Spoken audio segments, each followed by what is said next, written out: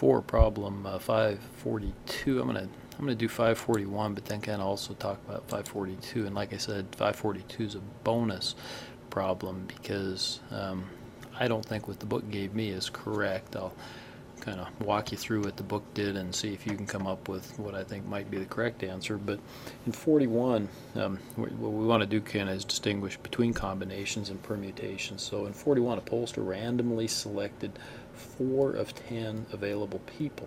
How many different groups of 4 are possible? So we have 10 distinct people, right? And we're going to select 4 at any given time and try to determine, okay, how many different groups might be possible. You know, we kind of look at that and we say, well, you know, that's going to be compared to what a permutation might be, where those 10 things were not distinct and they were kind of changeable. Okay, that might be a permutation, but in this case, you know, the 10 things are distinct and separate, and so, you know, I'm going to call this a combination, or we call it a combination, and take a look at it. So we use our combination formula, right, and we can calculate it that way, but we can also, again, do the simple way of clicking on combination, and my number's 10. My number chosen is 4.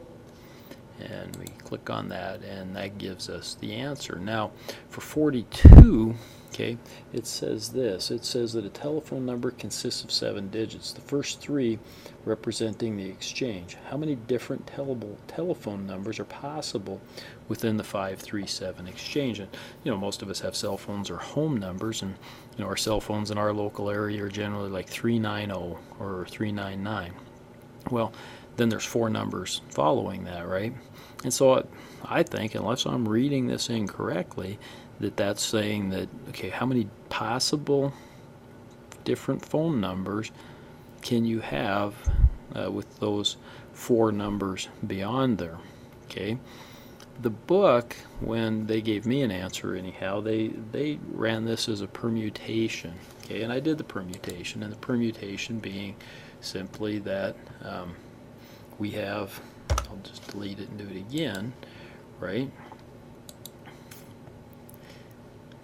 Okay, that we have a 10, okay, because we have 0 through 10 for each particular number, right? And then we've got 4 possible numbers, okay? Oopsie, I didn't do that right. I gotta start over, I'm sorry. Hit escape, start over. Let's try this again. I know what I did wrong, but so the number there is 10, and I got 4 possible numbers, and so that's that. And so that gives me a number of 5,040. Okay.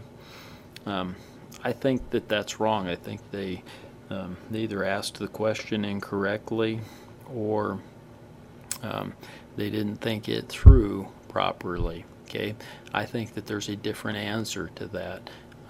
There's 2 ways to find that different answer. One's really pretty easy. The other is, they're both actually pretty easy, but one we haven't really talked about much yet.